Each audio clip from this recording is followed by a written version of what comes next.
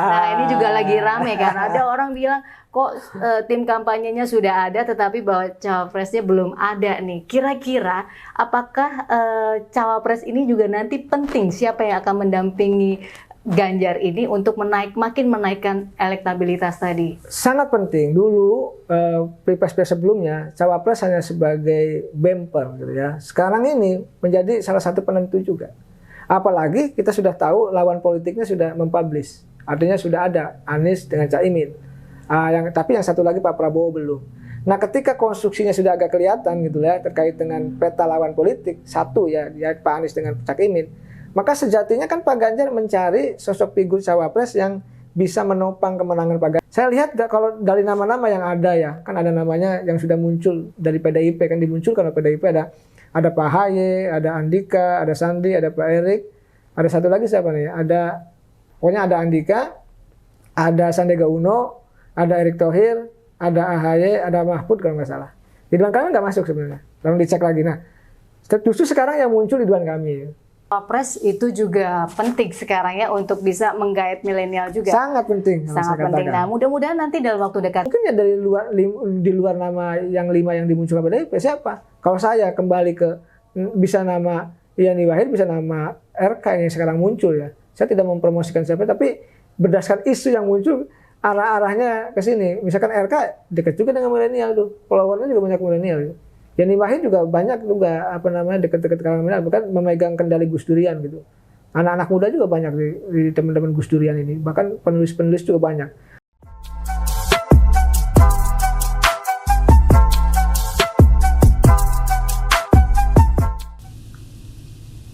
Halo Sahabat Ganjar, saya Anastasia Putri. Kita ketemu di podcast Suara Ganjar, podcast yang diinisiasi oleh Sahabat Ganjar, di mana podcast ini akan mengupas isu-isu terhangat dan terkini seputar politik di tanah air dengan sejumlah narasumber ternama dan juga terpercaya.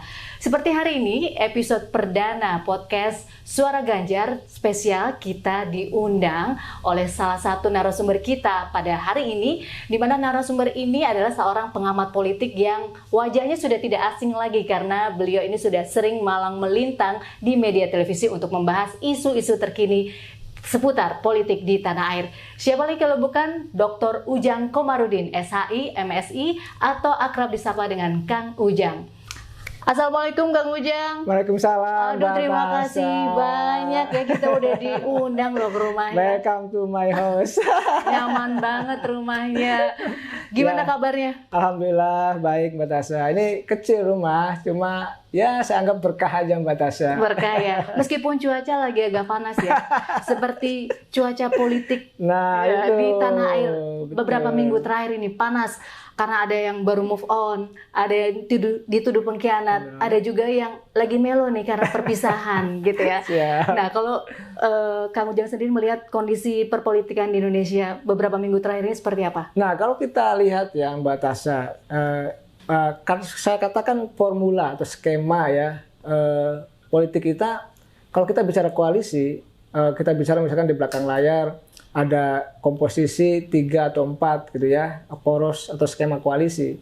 Saya sih membacanya agak berat, misalkan tadi ada yang merasa dikhianati, ada dikecewakan dan lain sebagainya. Saya melihatnya begini, kalau konstruksinya seperti saat ini, maka tidak akan ada perubahan. Artinya poros itu ada 3 kemungkinan. Ada poros Pak Ganjar dengan pasangannya, PDIP dan kawan-kawan gitu ya. Lalu juga ada Pak Prabowo ya dengan pasangannya juga, ada di situ ada Gerindra dan kawan-kawan, ada PAN dan Golkar. Lalu ada Anies dan Caimin, Nasdem dan PKB. Nanti mungkin PKS bergabung. Nah, apakah mungkin misalkan tadi ada kekecewaan yang meluap dari Demokrat sehingga menghadirkan poros baru gitu? Apa misalkan ada P3, ada Demokrat dan ada PKS? Saya melihatnya tidak. Karena poros baru yang akan dibentuk itu tidak akan laku jual. Karena tidak ada capres yang memang laku dijual. Kan gini, kalau ingin menang, indikator, parameter, atau ukuran utama adalah elektabilitas. Siapapun, baik capres maupun cawapres. Jadi kalau capres-cawapresnya tidak laku jual, tidak memiliki elektabilitas yang tinggi, ya sulit untuk bisa memenangkan pertarungan. Makanya saya mendengar kabar katanya Demokrat akan bergabung dengan salah satu poros, bukan membentuk poros baru. Nah gitu. Jadi kalau kita melihat situasi politik ini jelang udah makin dekat ya pengumuman dan segala macam, itu kalau tarik-menarik itu wajar ya. atau mengkhianati itu juga wajar? Atau bahkan ada yang lagi deg-degan karena ada yang dipanggil KPK diperiksa gitu, itu juga wajar? Nah gini, politik itu kan ada dua di kita itu. Pertama itu membangun pencitraan, yang kedua membusuk-busuki lawan. Jadi kalau kita bicara misalkan ada format, skema atau formula yang setiap capres itu tadi ya ingin elektabilitas naik, maka dibangun pencitraan. Dia bangun kekuatan untuk bisa menaikkan elektabilitasnya. Tapi di saat yang sama jangan lupa mereka juga pasti akan membusuk-busuki lawan. Nah dalam konteks tadi ada misalkan koalisi yang baru ya terbentuk Cak Imin dengan Anies capres, Cak Imin cawapres, ini ngeri-ngeri sedap. Kenapa ngeri-ngeri sedap? Karena tadi di tengah jalan kita tidak tahu nasib Cak Imin, apakah memang mulus perjalanannya, tidak ada masalah, ataukah jadi tersangka, kita tidak tahu. Ini ngeri-ngeri sedapnya di situ, karena kita lihat bahwa formula hukum atau konstruksi hukum di Republik ini juga agak mengkhawatirkan. Artinya lawan bisa disikat, kawan bisa aman. Nah, di politik kita itu antara kawan dan lawan ini beda tipis. Jadi hari ini bisa jadi kawan, besok lawan. Begitu juga sebaliknya Mbak Tasya. Oleh karena itu koalisi yang dibentuk, yang dibangun ini sebenarnya agak repot, bisa berubah-ubah. Dinamikanya semakin kencang. Tadi Cak Imin tidak menyangka kalau jadi cawapresnya Anies. Karena tadinya akan di Prabowo. Oleh karena saya melihat begini, dalam konteks konstruksi politik kita, ini yang menjadi persoalan adalah sebenarnya yang paling menjadi penyakit adalah tadi bahwa kita punya skema orang-orang itu membangun variabel yang kedua tadi, membusuk-busuki lawan. Ini yang membuat tidak sehat. Nah, ini ngomongin membusuk-busuki lawan ini ngeri-ngeri sedap juga ya. Gimana nasib Ganjar nih? Nah, kita kan ngomongin suara Ganjar. Jadi kita juga pengen tahu nasibnya Ganjar ketika dia sudah tidak menjabat sebagai gubernur. Kira-kira elektabilitasnya masih akan tetap tinggi atau gimana nih? Saya sudah analisa waktu itu, sejak lama Mbak Tasya, 2 tahun lalu tentang Pak Ganjar. Saya analisa begini, dulu Pak Ganjar skemanya didukung Pak Jokowi, maka muncullah KIB. Tapi di tengah jalan, Pak Ganjar beruntung, laki. Kenapa? Karena memiliki elektabilitas yang tinggi. Artinya dibandingkan dengan Mbak Puan, dibandingkan dengan kader yang lain, Pak Ganjar yang memiliki elektabilitas tinggi. Maka dicapreskanlah di 21 April kan oleh Ibu Megawati. Nah ini menjadi sebuah keberuntungan bagi Ganjar. Kenapa dicapreskan? Ya karena Pak Ganjar tadi indikator utamanya adalah elektabilitas. Ketika elektabilitasnya tinggi ya suka tidak suka, senang tidak senang, PDIP ya harus mencapreskan Pak Ganjar. Kenapa? Satu, harus kadernya. Kedua, harus memiliki elektabilitas yang tinggi. Kenapa? Akan membawa efek elektoral bagi PDIP. Karena kalau PDIP misalkan mendukung capres lain atau bergabung dengan capres lain, tidak akan bisa memenangkan pertarungan di pilegnya karena tidak dapat efek elektoral. Makanya tadi Ganjar ya didukung gitu ya sepenuh hati untuk menjadi capres. Nah, apakah ke depan misalkan tadi soal busuk membusuki ya? Tentu tadi ada plus minus yang dimiliki oleh semua capres. Nah, keunggulan dari Pak Ganjar ini kan sudah terkenal oleh publik ya, oleh anak-anak milenial, oleh anak-anak muda bahwa Pak Ganjar merakyat gitu loh. Yang lain juga punya keunggulan. Tapi memang kekurangannya misalkan persoalan ya program-program mungkin yang belum tuntas tadi. Sudah purna tugas, ada program-program yang belum tuntas kan harus diselesaikan. Kan tapi begini logikanya. PDIP tidak mungkin mencapreskan kalau Pak Ganjar tidak punya keunggulan. Ya kan, mencapreskan kalau Pak Ganjar tidak punya elektabilitas. Mencapreskan tidak mungkin kalau tidak punya prestasi kan begitu. Itu kan sebuah pertaruhan besar PDIP mencapreskan Pak Ganjar. Kenapa dikasih tiket untuk capres, padahal Mbak Puan juga katakanlah punya kesempatan. Ya karena tadi Pak Ganjar punya peluang di antara yang ada di PDIP. Nah, elektabilitasnya tergantung dari Pak Ganjar sendiri, Mbak Tasya. Apa yang akan dilakukan pasca purna tugas itu, pasca perpisahannya sebagai Gubernur Jawa Tengah? Apa yang dilakukan? Tentu sudah punya skema tuh, bisa kan politik itu ada dua juga, Mbak Tasya. Pertama, bisa menyerang melalui darat, bisa menyerang melalui udara. Jadi kalau darat, serangan darat, door to door, jalan, bertemu masyarakat, ketemu ulama, ketemu tokoh, itu pasti akan dilakukan. Makanya Pak Ganjar terkenal tadi dengan dia merakyat karena sering turun. Interaksi dengan masyarakat mudah. Di media sosial juga interaksinya cukup intens gitu ya, dengan anak-anak muda gitu. Maka dikenal sebagai keunggulannya di merakyatnya itu sama dengan Pak Jokowi lah, kira-kira begitu, sering belusukan.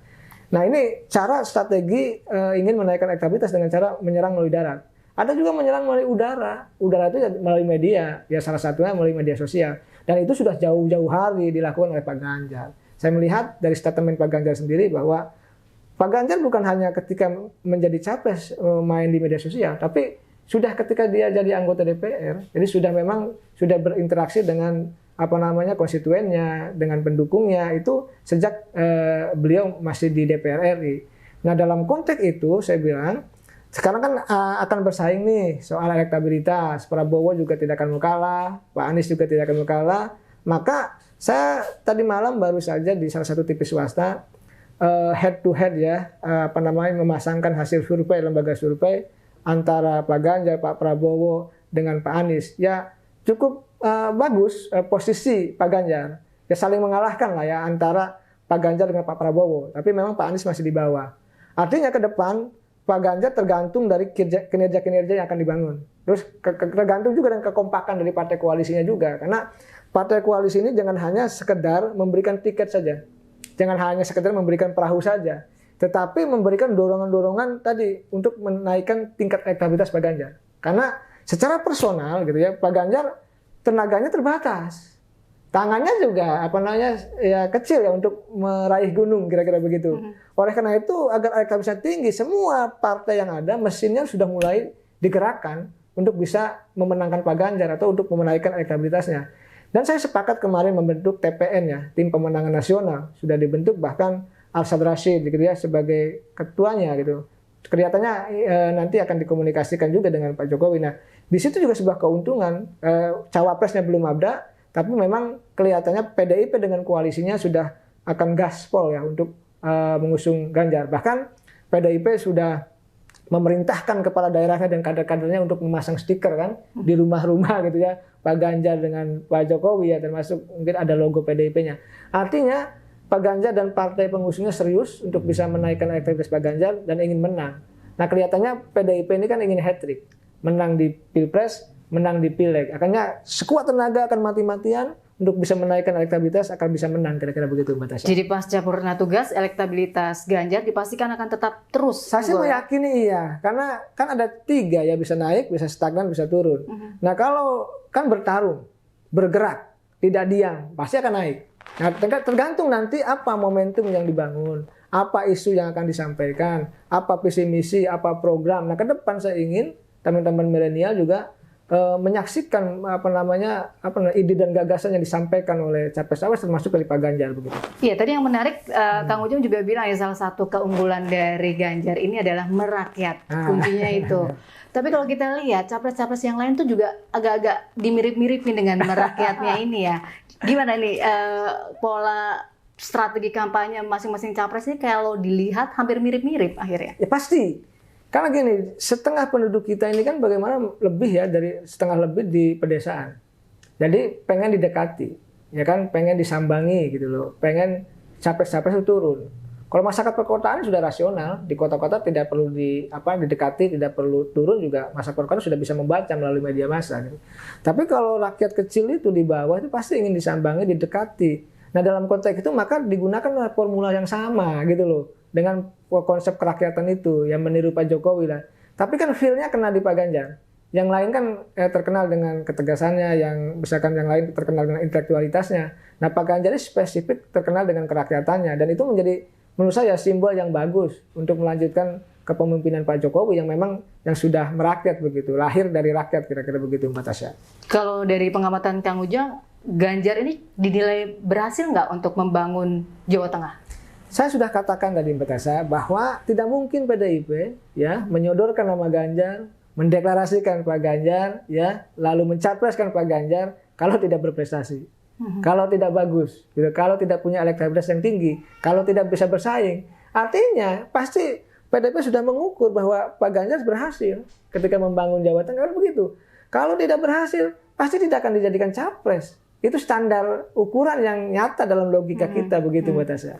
Memang Jawa Tengah dianggap berhasil kalau tadi kata Kang Ujang ya, dibangun oleh Ganjar. Tapi kan itu skalanya masih Jawa Tengah. Kira-kira mampu nggak Ganjar ini untuk lebih besar skalanya, skala nasional? Ya ada kekurangan di Jawa Tengah, banyak ya kan, misalkan masalah rob gitu ya. Tetapi umumnya masih berhasil saya katakan tadi.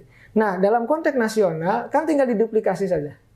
Diduplikasi bagaimana misalkan Pak Ganjar bisa menerapkan ya kebijakan-kebijakan Jawa Tengah yang sukses itu ya untuk di tingkat nasional. Banyak. Dan saya sudah melihat ya Pak Ganjar banyak menyampaikan itu dalam pertemuan-pertemuan ya di ketika diundang oleh masyarakat atau institusi tertentu. Jadi saya katakan semua bisa, kan di Amerika juga sama. Dulu yang menjadi Presiden Amerika juga dari senator gitu ya, dari daerah juga, dari lembaga legislatif juga. Pak Ganjar ini kan jadi legislatif pernah, jadi gubernur pernah, jadi punya pengalaman yang sempurna sebenarnya. Ada di legislatif pernah, di DPR, lalu di eksekutif di gubernur, ya memang sudah pantas kalau maju sebagai calon presiden. Nah tadi apakah bisa diduplikasi? Bisa. Kita ini kan sangat sederhana ya dalam konteks kebijakan. ATM aja, amati, tiru, dan modifikasi. Yang penting jangan menyontek kan itu. Nah dalam konteks itu saya meyakini ya capres yang ada semuanya ini termasuk Pak Ganjar bisa melakukan inovasi-inovasi ya, bisa melakukan terobosan-terobosan yang kreativitas yang bagus untuk membangun bangsa. Ketika misalkan di DPR bagus, ketika misalkan di jadi gubernur juga bagus, maka ya sudah saatnya untuk bisa tadi memimpin Indonesia sama dengan Pak Jokowi. Ketika misalkan di wali kota dianggap bagus, di DKI juga dianggap bagus loh ya, maka kan rakyat memilihnya di capres. Oleh karena itu ke depan ya Pak Ganjar sendiri, lawan Pak Ganjar itu bukan siapa-siapa sebenarnya. Bukan Pak Anies, bukan Pak Prabowo, dirinya sendiri. Bagaimana meyakinkan diri sendirinya untuk bisa tadi ya membangun sebuah prestasi yang sudah diraih misalkan di Jawa Tengah untuk bisa dipublish di tengah-tengah masyarakat secara nasional begitu. Apa perlu tuh ditulis di baliho-baliho begitu, terus ada foto Jokowi juga begitu? Ya saya lihat begini Mbak Tasya, kan Pak Ganjar ini soal prestasi masih dianggap, mohon maaf ya, ada dikalahkan oleh yang lain, capres yang lain. Publisitasnya loh. Kalau prestasinya mungkin tidak kalah, tapi publisitas prestasinya itu Pak Ganjar masih kalah. Oleh karena itu tadi perlu publisitas prestasi yang lebih banyak lagi, lebih masif lagi agar masyarakat tahu loh, oh bahwa sesungguhnya prestasi Pak Ganjar itu banyak.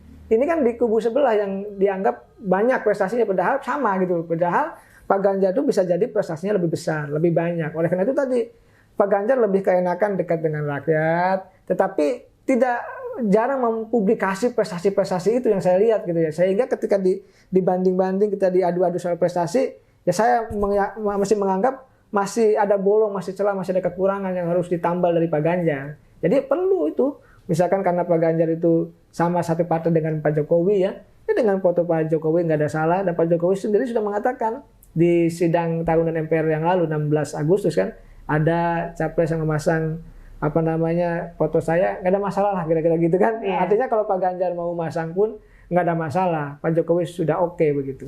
Kang, ini menarik juga kalau kita bicara tadi kalau masalah publisitas itu menjadi PR ya, Ganjar. Nah, publisitas ini juga penting nggak tentang cawapresnya, cawapresnya. Nah ini juga lagi rame kan, ada orang bilang kok tim kampanyenya sudah ada tetapi bahwa cawapresnya belum ada nih. Kira-kira apakah cawapres ini juga nanti penting, siapa yang akan mendampingi Ganjar ini untuk makin menaikkan elektabilitas tadi? Sangat penting. Dulu pilpres sebelumnya cawapres hanya sebagai bumper gitu ya. Sekarang ini menjadi salah satu penentu juga.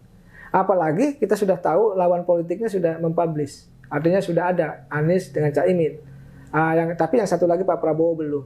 Nah, ketika konstruksinya sudah agak kelihatan gitu ya terkait dengan peta lawan politik satu ya Pak Anies dengan Caimin. Maka sejatinya kan Pak Ganjar mencari sosok figur cawapres yang bisa menopang kemenangan Pak Ganjar. Siapa? Misalkan wilayah mana yang bolong. Ya kan? Wilayah mana yang kira-kira harus bisa dimenangkan untuk bisa memenangkan Pak Ganjar. Misalkan gini, ketika Pak Ganjar menguasai Jawa Tengah dengan PDIP-nya juga gitu ya, menjadi basis. Mana yang kurang? Misalkan Jawa Timur harus dipertarungkan. Lalu di Jawa Barat, ini basis Prabowo yang harus dimenangkan. Ya cari cawapres yang bisa menggempur, yang bisa memenangkan suara-suara yang bolong itu. Karena sejatinya ya memang begini dalam one man one vote ya, semua daerah, semua wilayah sama. Jadi karena satu orang satu suara, maka seluruh rakyat Indonesia punya hak yang sama. Tetapi basis-basis wilayah yang jumlah pemilih besar itu biasanya menjadi battleground ya, pertarungan yang utama gitu bagi capres-cawapres. Saya melihat kalau capresnya Cak Imin tentu mungkin nanti PDIP menyesuaikan nih. Apakah dari kalangan NU gitu kan untuk mengimbangi Cak Imin gitu loh. Apakah dari mana?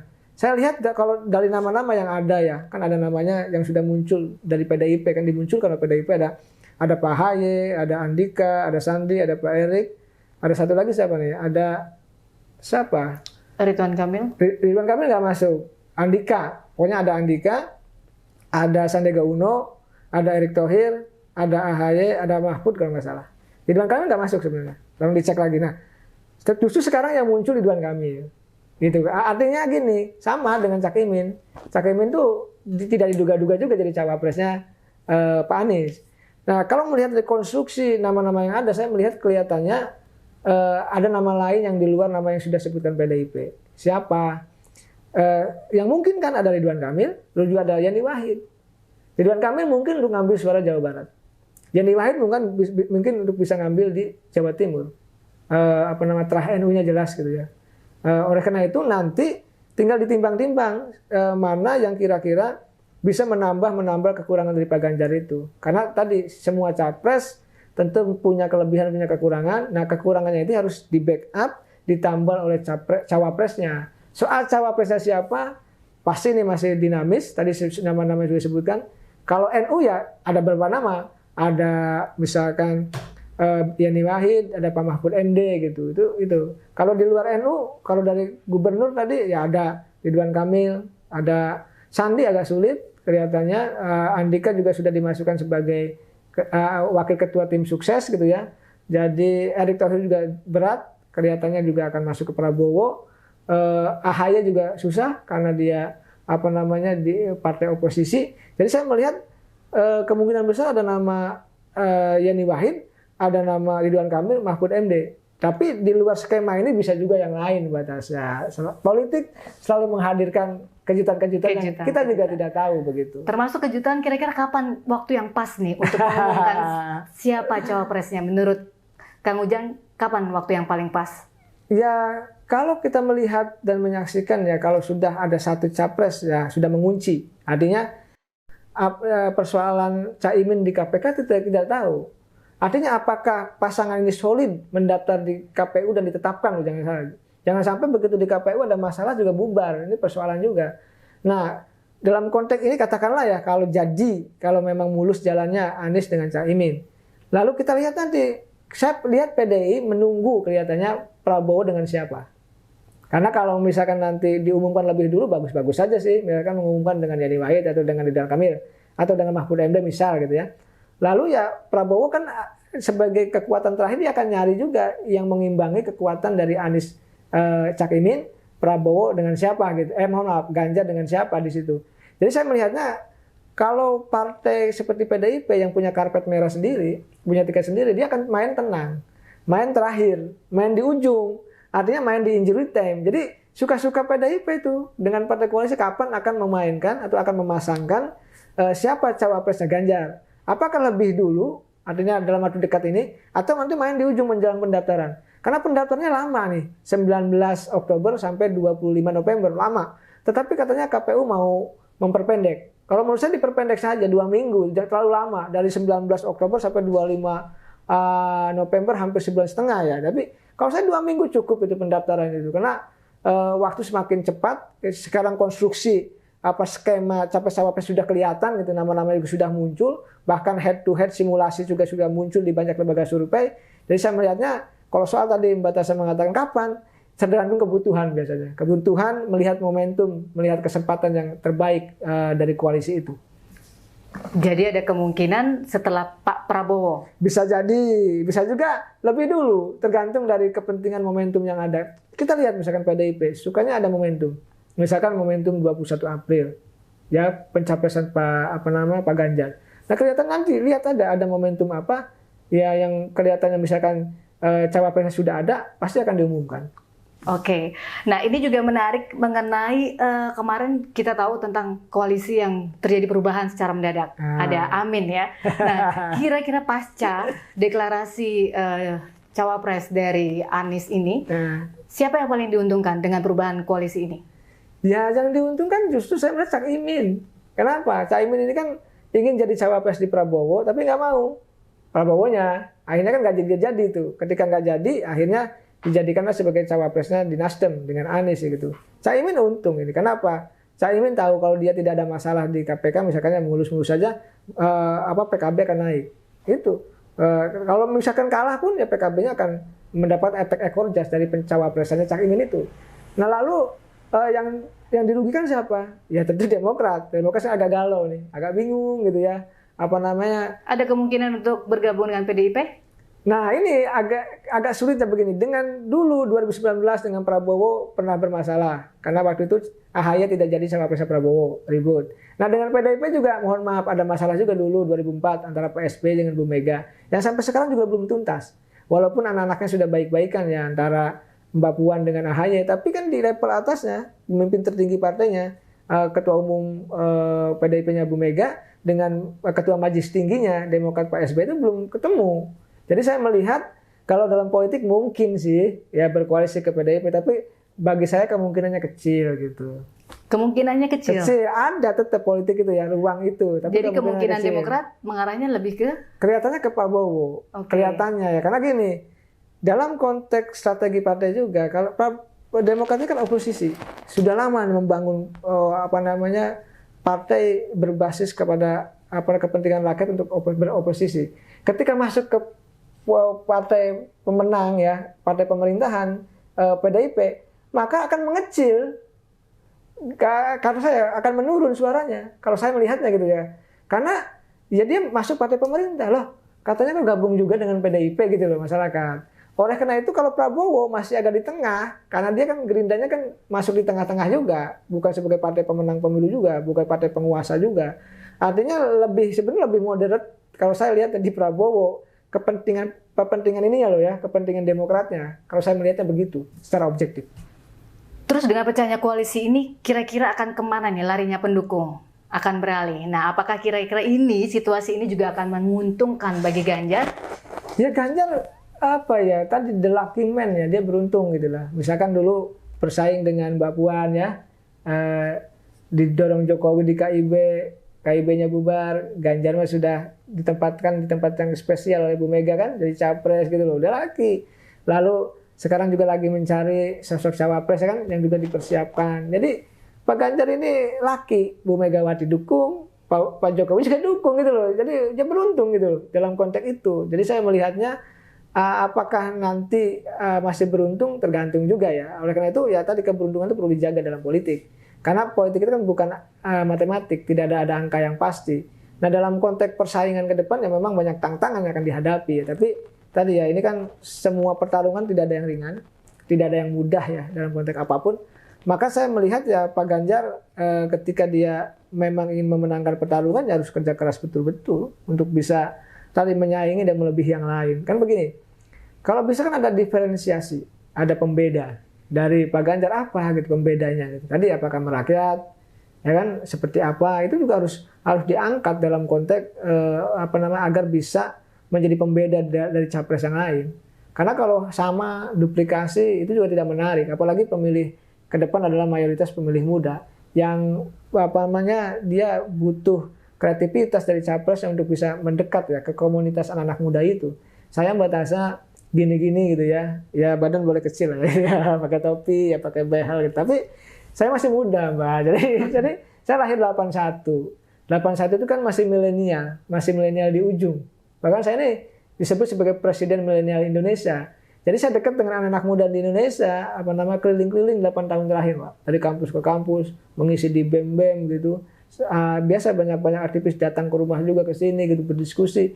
Ya dalam konteks itu ya, dalam konteks pemilih muda itu juga harus menjadi fokus dari Pak Ganjar. Kalau ingin bisa memenangkan pertarungan ya. Ke depan tentu tadi harus dipikirkan betul skema-skema tantangan-tantangan itu karena tadi pemilu 2024 adalah berbeda dengan pemilu 2019 yang lalu. Di mana pemilih muda ya katakanlah milenial dan Gen Z itu mayoritas. Saya diundang ke sahabat Ganjar ya beberapa bulan yang lalu membahas tentang hasil survei dari sahabat Ganjar tentang bagaimana milenial itu 40% masih ke Pak Prabowo.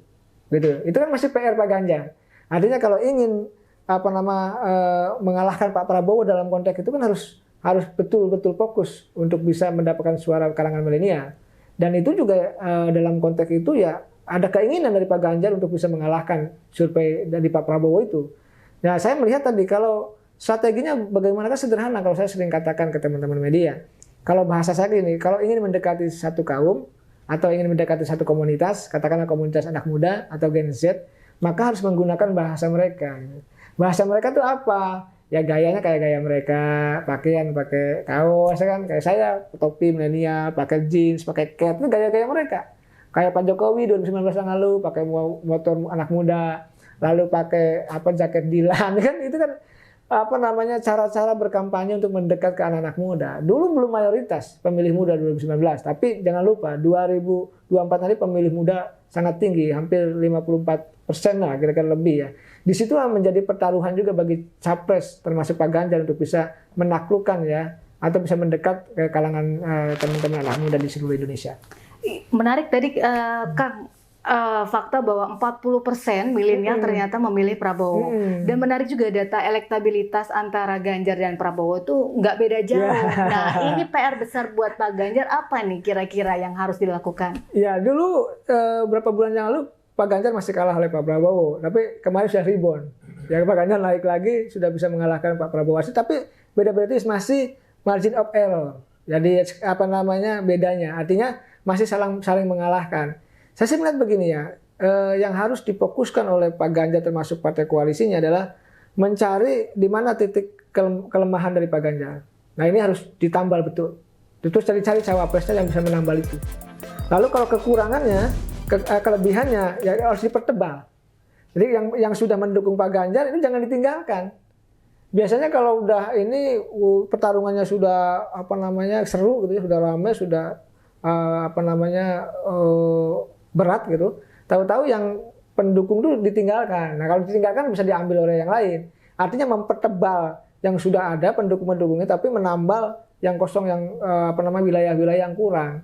Karena tadi dalam konteks pencapresan itu bagaimanapun rakyat betul disentuh, betul didatangi, betul datang menyapa mereka. Karena begitu disapa mereka itu mereka akan teringat terus kepada sosok Ganjar itu. Oleh karena itu memang jangkauan kita ini luas ya, wilayah kita ini luas. Sedangkan kampanye cuma 75 hari. Oleh karena itu dalam waktu yang singkat itu yang memaksimalkan yang ada. Makanya PDIP sudah dari sekarang kan memasang foto-foto Ganjar di rumah-rumah tuh sebelum katakanlah waktu kampanye sudah bergerak. Artinya sudah sosialisasi, sudah melakukan gerakan-gerakan untuk tadi Ganjar agar bisa naik elektabilitasnya. Karena begini, walaupun PDIP katakanlah dapat suara mayoritas tertinggi 2019 yang lalu, tapi kalau tidak diiringi dengan kerja keras ya, dengan kerja cerdas, dengan strategi yang matang juga, dan melihat kelemahan dan kekurangan lawan politik juga harus dilihat. Misalkan di mana Prabowo keunggulannya, kekurangannya, Pak Anies dan Cak Imin juga di mana kelebihan dan kekurangannya, harus dibaca secara matang sehingga ya, bisa melihat atau membuat sebuah strategi yang cocok, yang pas untuk bisa tadi menaikkan elektabilitas Pak Ganjar. Dulu kita lihat misalkan pertarungan yang lama, katakanlah periode pertama, gini Mbak Natasha, saat ini tidak ada incumbent. Mestinya kalau tidak ada incumbent, ada figur-figur yang memang naik elektabilitas tinggi. Ini kan enggak, sekarang rata. Antara Prabowo dengan Pak Ganjar rata, saling mengalahkan. Kalau dulu enggak, Pak SBY melawan Bu Megawati, Pak SBY 2004 itu elektabilitas tinggi 60%. Pertama kalinya pres lah. Kalau periode kedua jangan ditanya, karena incumbent ya.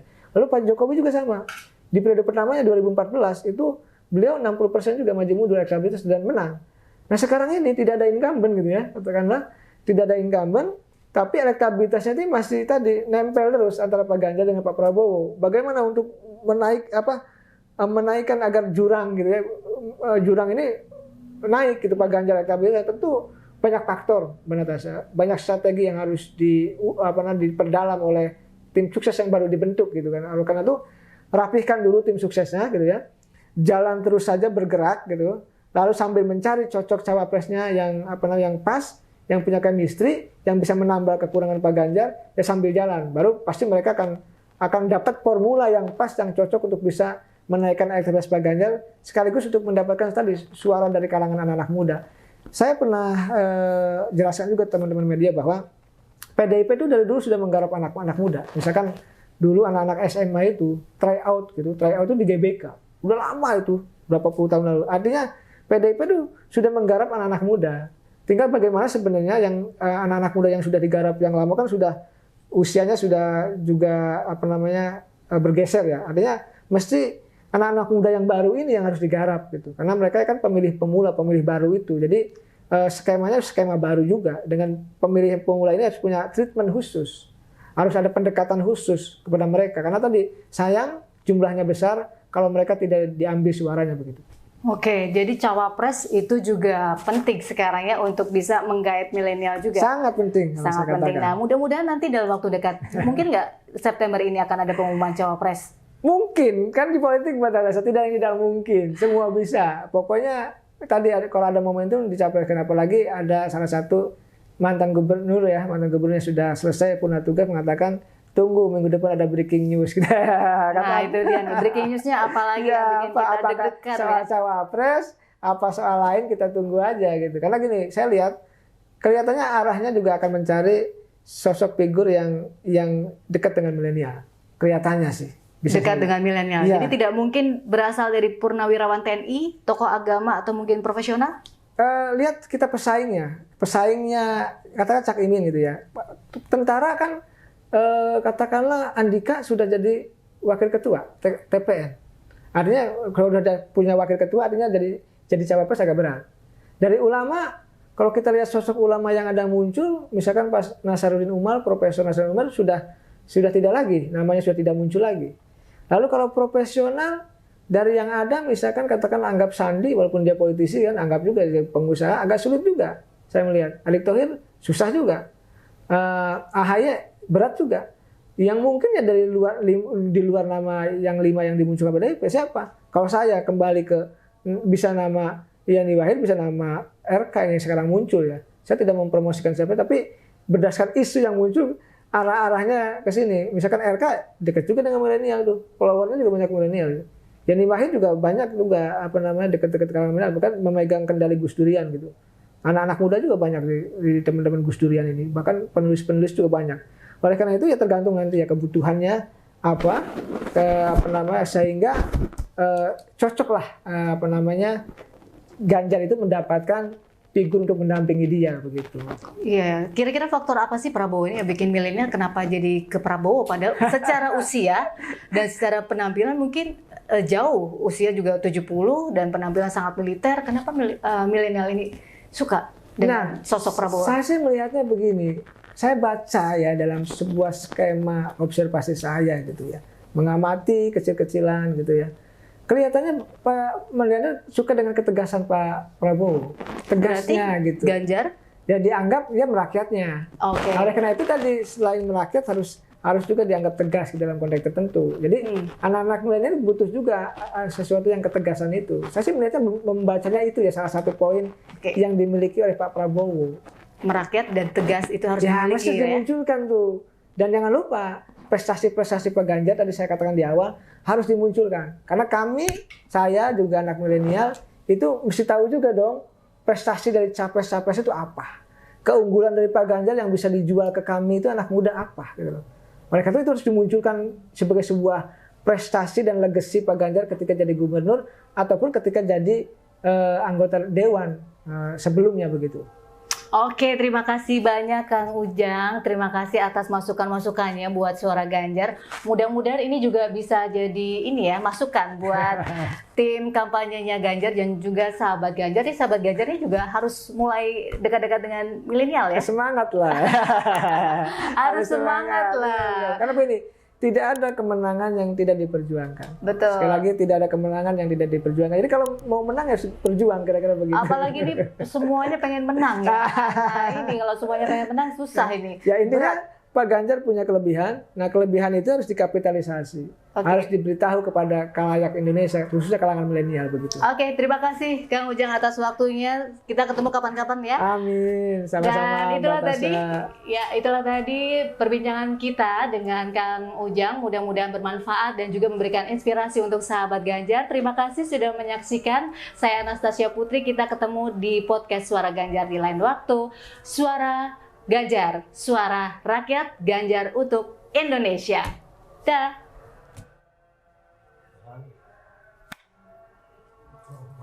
Oke, Ya, terima kasih. Sama-sama Mbak Tasha, sukses selalu ya.